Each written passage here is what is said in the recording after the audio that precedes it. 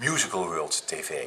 100 keer reportages, 100 keer aandacht voor het vak, maar vooral 100 keer liefde voor het vak. Blijf het vak mooi vinden. Blijf ik jullie mooi vinden.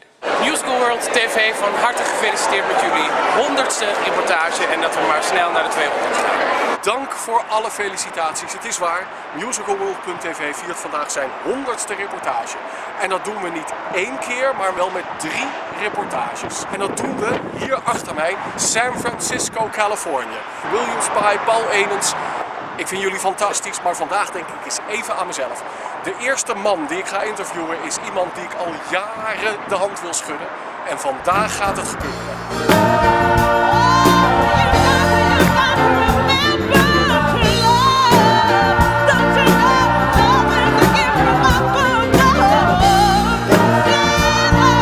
Hello everyone in Holland, my name is Anthony Rapp from Rent, and congratulations to musicalworld.tv on your 100th show. Niet vergeten, alleen op musicalworld.tv. Het is ons gelukt. Naast mij Anthony Rapp van Rent.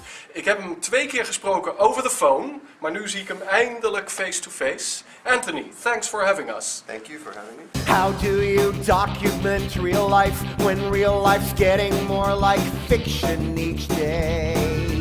Headlines, breadlines blow my mind, and now this deadline, eviction or pay. Rent!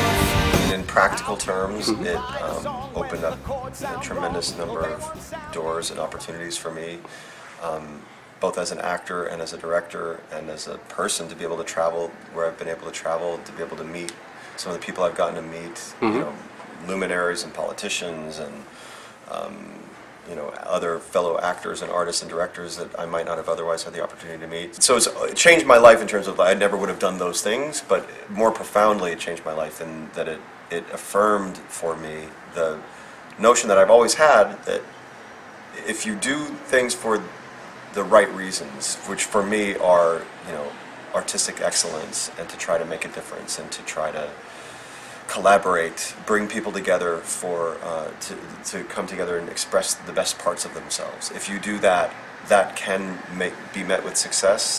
That's an idealistic way to look at things. So the fact that we did come together for all those reasons and we were met with success is profoundly life-changing because it kills cynicism. Yeah. And the fact that it's continued to have such a life and continues to this day means so much to so many people. I just feel so fortunate for that. Thank you. Just snap pictures as he goes along. I'm sorry, I can't take pictures. I do know for sure that there are lots and lots of young people today seeing it who would have been not born or very, very, very young when the show premiered and are as moved by it, as affected by it, as into it as anyone who saw it back in '96. What's also been really gratifying is encountering people who did see it in '96, who loved it, and have come back to it to see this tour, and are sometimes even more moved by it.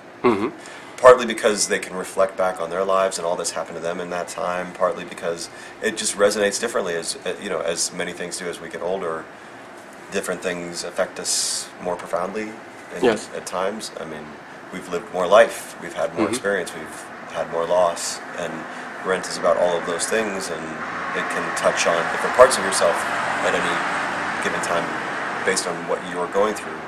That's one of the reasons I think it continues to be so meaningful to people, is that it always feels like it's reflective of life experience. If you get in with me, let's go out tonight. I have to go out tonight. What do you say to all that criticism that Rent has become old-fashioned? Well, I mean, it is a period piece. It's about a very specific period of time in New York City when these particular crises were taking hold of very particular specific communities of people.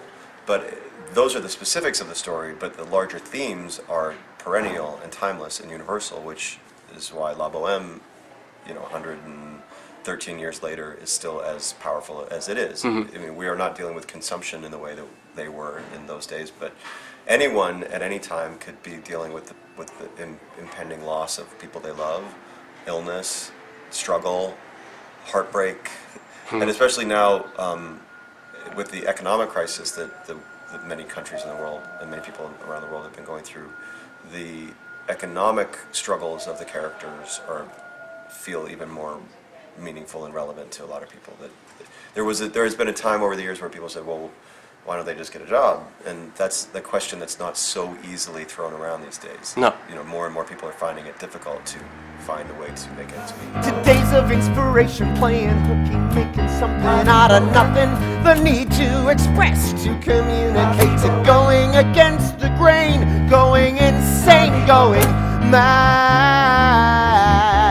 You auditioned with a special song for Rent. Yes. What was that? Losing My Religion? Yes. The REM song? Why did you pick that song? I had been taking class for a number of years with a wonderful teacher named Sandy Shurin in New York City, and one of the exercises that we did in the class was called the hero exercise, where we had to take someone that we held in very high esteem, who was very inspiring to us, an artist. It could be anybody, a person, an artist, a politician, a writer, and for me, one of the people was Michael Stipe, the lead singer of REM. There was something about his expression and his whole approach to it that just was very inspiring to me. And so the song I did, the exercise I did was I sang Losing My Religion in class. And it had been very, very meaningful to me and exciting. And so when the Rent audition came around, it just felt like a very natural fit. Because I feel like in auditions in general, when you're auditioning with material that you pick, I think it's important for actors to do things that really resonate for them. That they shouldn't just do something that they think is the right thing to do. They should do something that expresses themselves, and that was one of those songs for me. And why did you think they chose you? I mean, hard for me to say exactly, sure. but Didn't they tell you? they didn't. I never had a frank conversation with anyone about it, honestly. I just know that they responded, I think, to my energy, and I've always tried to approach my work with honesty, and I think that's probably part of it. I think Jonathan, I know Jonathan was a fan of my work in the movie Dazed and Confused. I don't know if that had any real effect, but that was one thing that he did tell me. He really loved that movie. I had auditioned for Michael Greif before and had been called back for a production of The Seagull, the Chekhov play, and I hadn't gotten it, but it had been a really good audition experience, so I think that probably helped in some ways, just the fact that I'd had that previous experience with him, that we worked well together in an audition situation.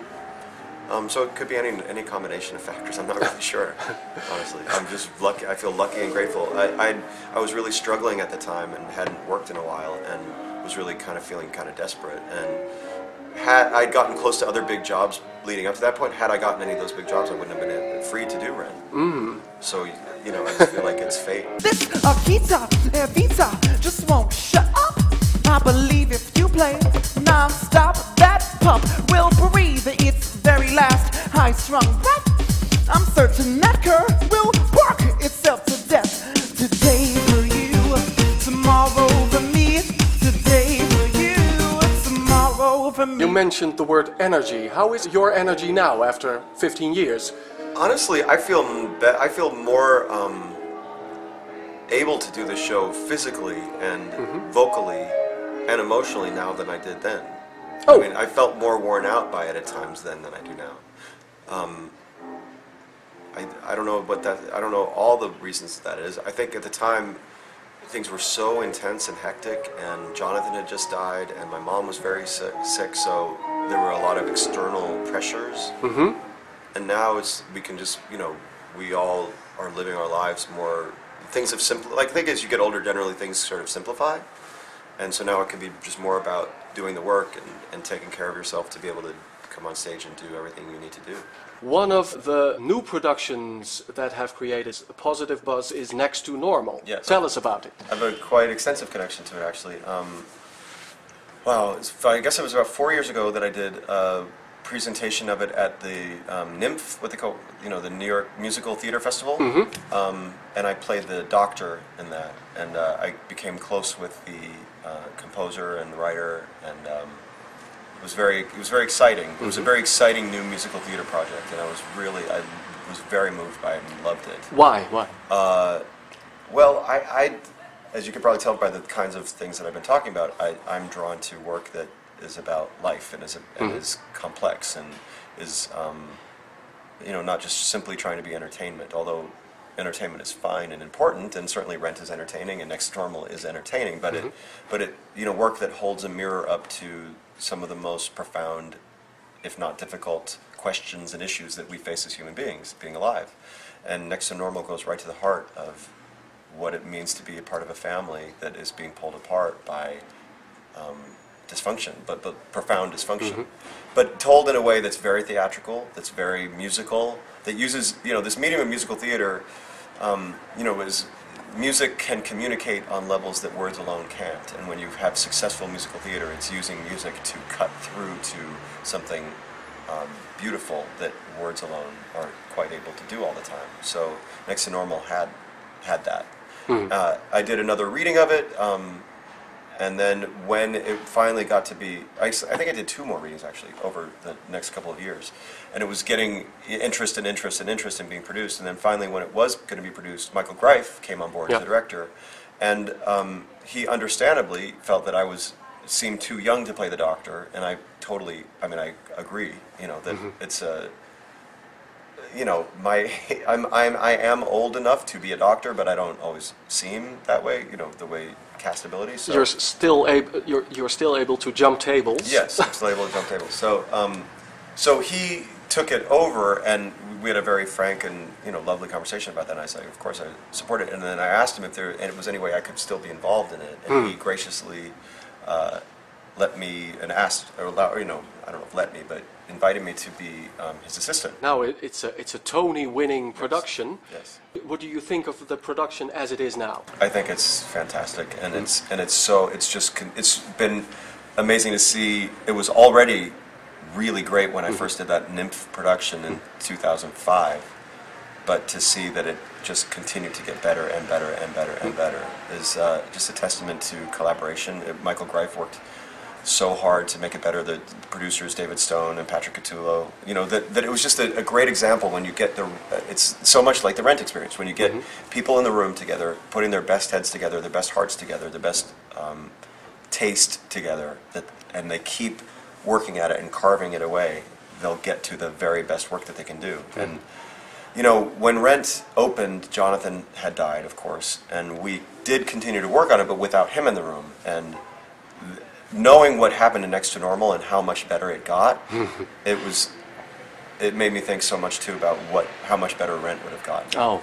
And Rent obviously is fantastic in so many ways, but who knows even what more he could have written, or how better he could have helped tighten some things or shape some things had he been alive. And Next to Normal is proof that it can happen. Mood of love, emotion, mathematics, isolation, rhythm, power, feeling harmony, and heavy competition. Anarchy, revolution, justice, screaming for solution, motion changes, risking danger, making noise, making pleasing. In February, there will be the final performance of Rent in Sacramento, California. Yes. Will Rent be over for you then?